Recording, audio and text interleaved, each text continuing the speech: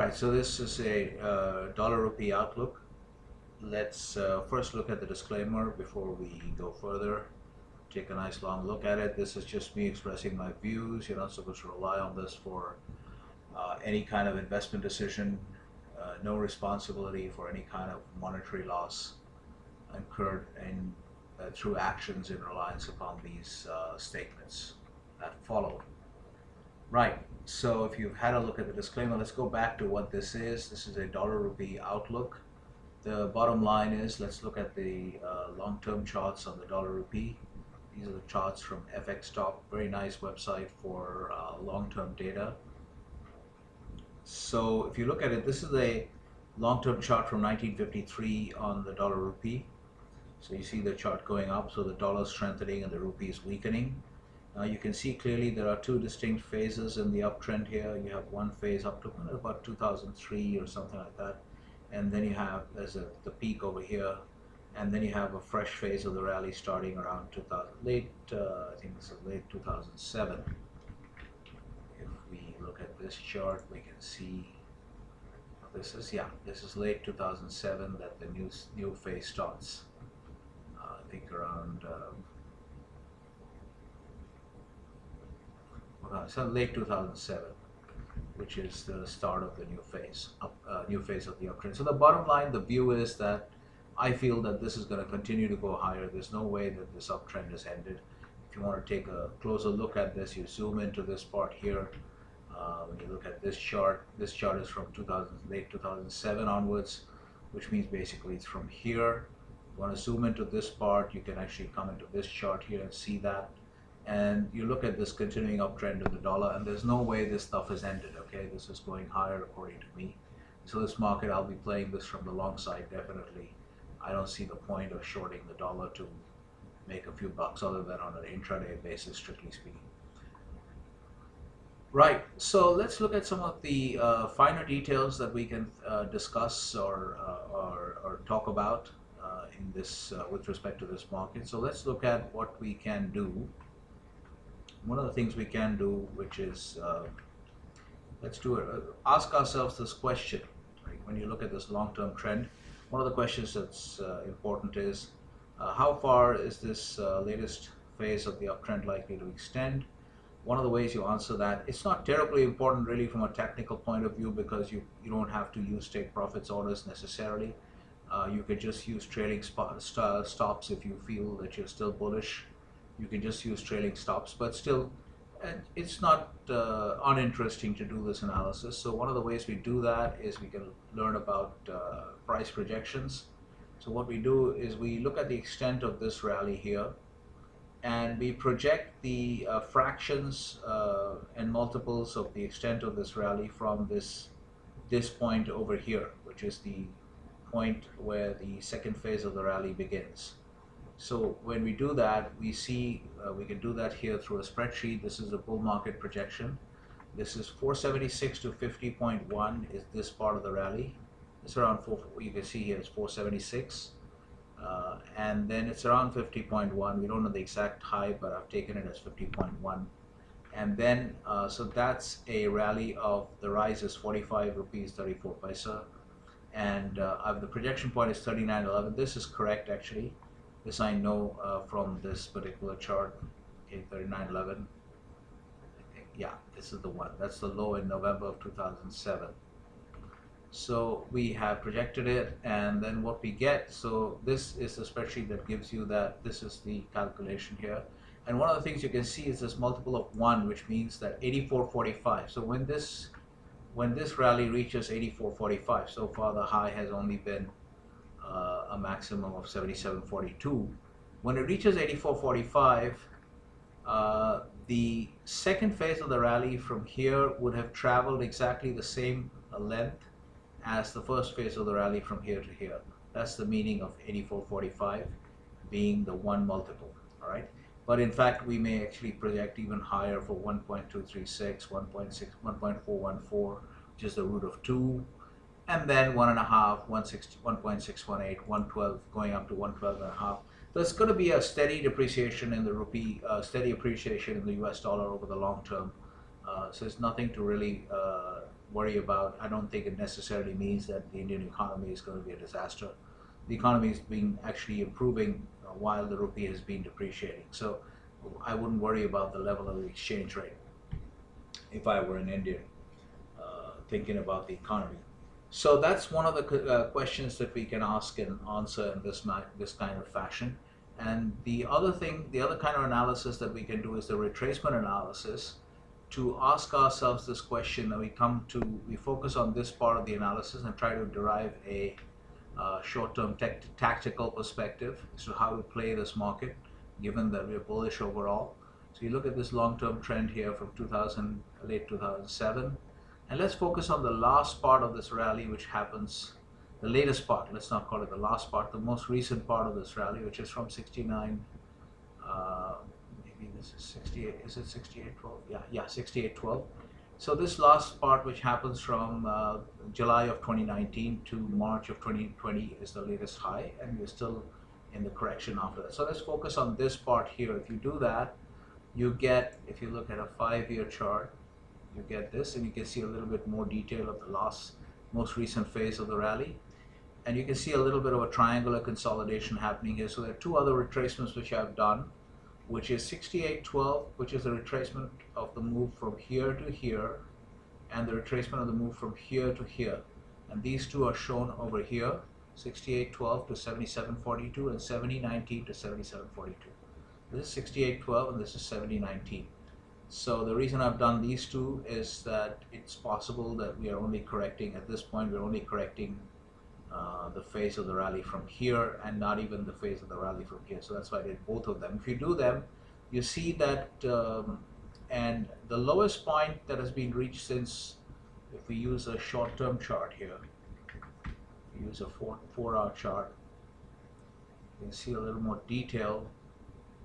Yeah, so you can still see that move, that 68.12 move from July 19 all the way up to here. And you can see after forming the high, there was a decline. There's some bad data here, I think, but I've just taken it as 73.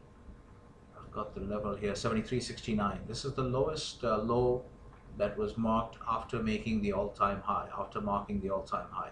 So if you see this 73.69, then how much of a retracement does that represent relative to the two phases of the rally that we have? One phase from here to here, and one phase from here to here. One segment from here to here, one segment from here to here. So if you look at it from 68.12 to 77.42, if you come to 73.69, which is the low we have seen, it breaks the 38% retracement requirement of 73.87. So it's a sufficiently deep retracement.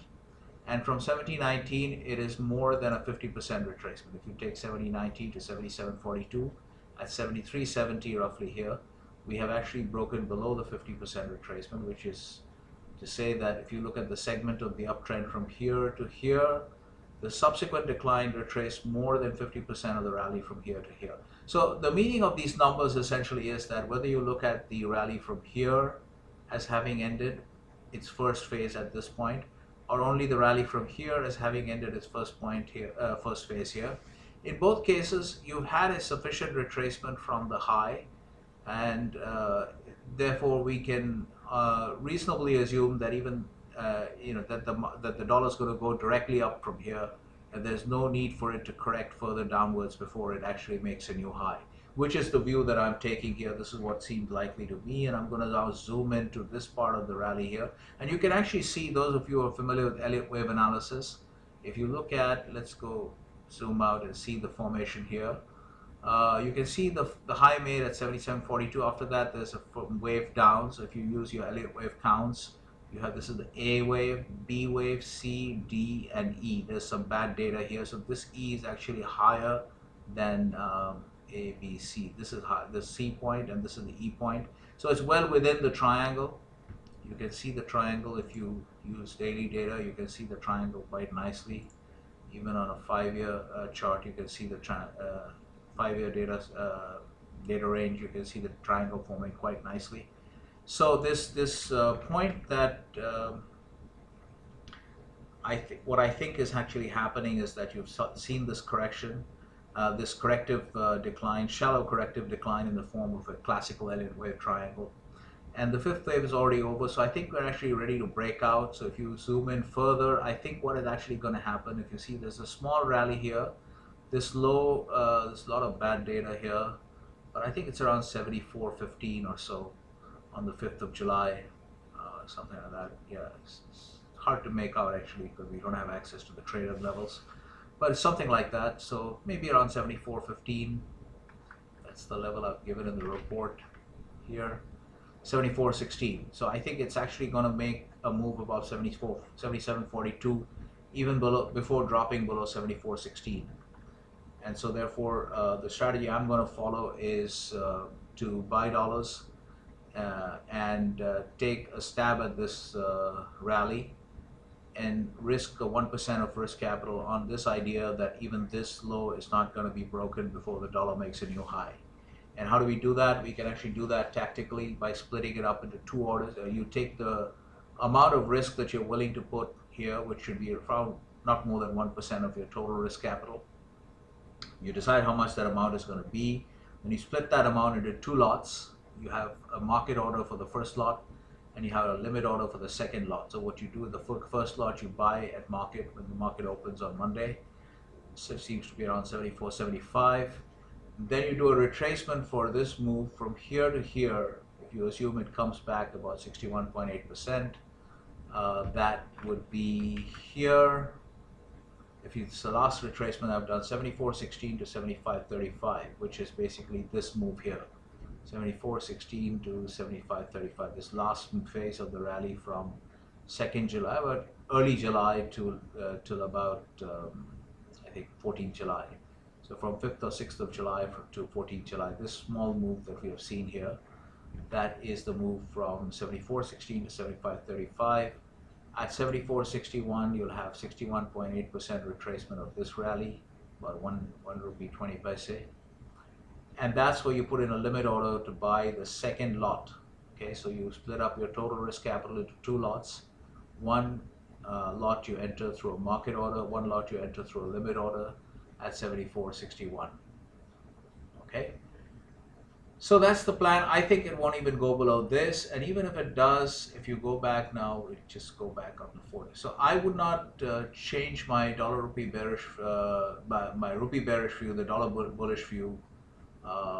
So bullish on the market overall because the base currency is the US dollar here. So I would not change this view unless we go below this particular low of July 2019, which is, that's what I've said here, which is this part here. So this view is invalidated if the dollar rupee drops below 68.12, which is the July 2019 low. So unless we drop below 68.12, I remain bearish on the rupee, bullish medium term on the US dollar. And it's going to keep on appreciating steadily, the dollar. And so this market definitely should be played from the long side. So this is basically it. Now, I've not gone into the fundamental analysis because the fundamental analysis is essentially leads to the same conclusion, and it would take too much time to go into it. But essentially, lots of structural problems in the Indian economy, and we really need to have allow the rupee to depreciate further. It will help, and if you open up the capital markets, and there will be some kind of a controlled depreciation. One of the things that's interesting to look at while we're discussing the rupee is to notice, this is why I love looking at long-term charts, one of the reasons. If you look at the two phases of the long-term uptrend, two uptrend phases within the long-term trend, the first phase here, which ends around 2002, 2003, and then the second phase, which starts from late 2007. You notice that the second phase of the uptrend here is much more jagged. You see a lot more deep retracements that are happening, whereas in the first phase, the nature of the distribution is very, very different. Hardly any retracement. It's almost a secular decline here in the rupee, appreciation of the dollar. This is another thing to note, actually, to understand how you're in a different phase of the market. So if I'm not even going, we're just eyeballing the chart. We're not even doing the statistical analysis on, but you can straight away see that the variance is much lower at this stage in this phase of the distribution than it is in this phase. So that's another thing to note. So that's the discussion of the rupee. and I hope you found it interesting.